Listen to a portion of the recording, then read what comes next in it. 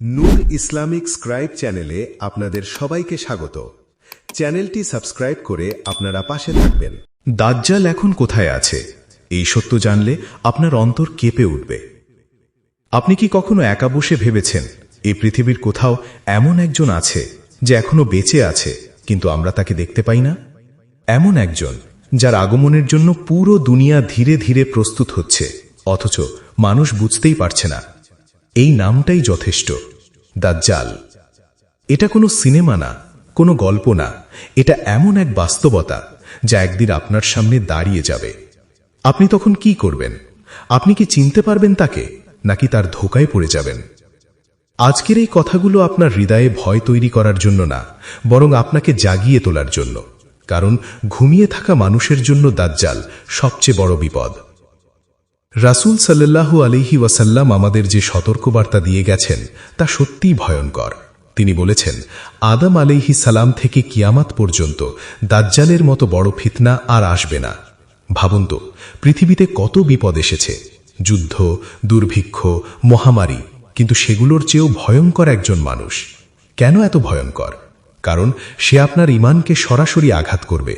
সে আপনার বিশ্বাসকে এমনভাবে নষ্ট করবে যে আপনি বুঝতেই পারবেন না আপনি ভুল পথে চলে যাচ্ছেন।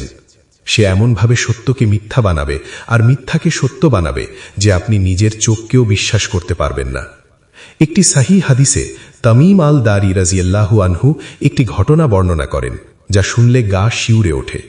তিনি সমুদ্রে ভ্রমণ করতে গিয়ে একটি রহস্যময় দ্বীপে পৌঁছান। সেখানে তারা এক অদ্ভুত জীবের মুখোমুখি হন যে তাদের নিয়ে যায় এক শিকলবন্দী মানুষের কাছে।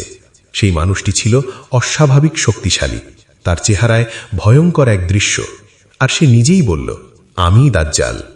ভাবুন তো, একজন মানুষ নিজেকে দাজ্জাল বলে পরিচয় দিচ্ছে, আর সে শিকলে বাঁধা। এই ঘটনা আমাদের বলে দেয় দাজ্জাল কোনো কল্পনা না, সে বাস্তব। এই হাদিস থেকে বোঝা যায় দাজ্জাল তখনই জীবিত ছিল, আর অনেক আলেম বলেন সে এখনও জীবিত আছে, কিন্তু সে মুক্ত নয়, তাকে আটক করে রাখা হয়েছে এমন এক জায়গায় যেখানে মানুষ পৌঁছতে পারে না। হয়তো সমুদ্রের মাঝে কোনো দ্বীপে, হয়তো এমন কোনো স্থানে যা আমাদের জ্ঞানের বাইরে।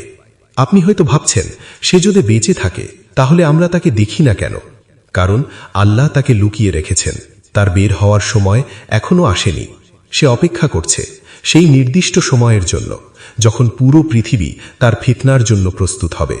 কিন্তু সেই সময়টা কেমন হবে?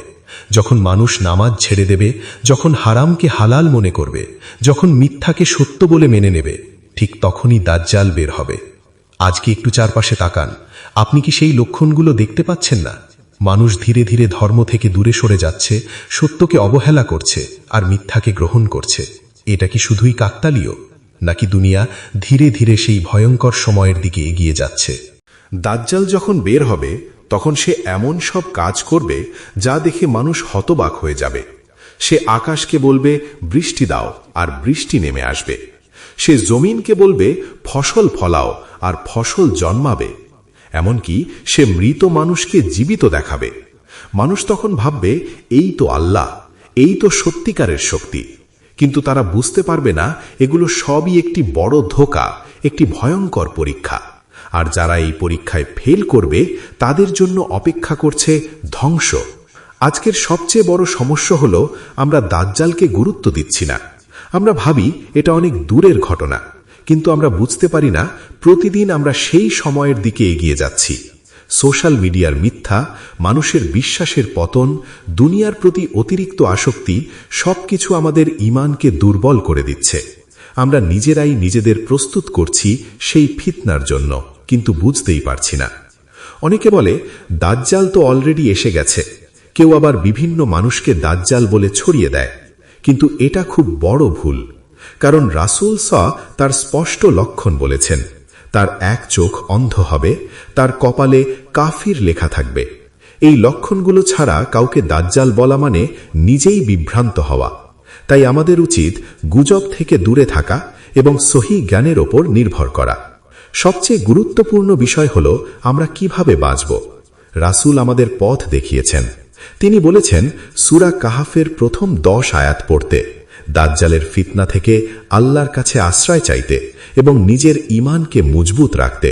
কারণ সেই সময় টাকা, ক্ষমতা বা বুদ্ধি কিছুই কাজে আসবে না। শুধু ঈমানই আপনাকে বাঁচাতে পারবে।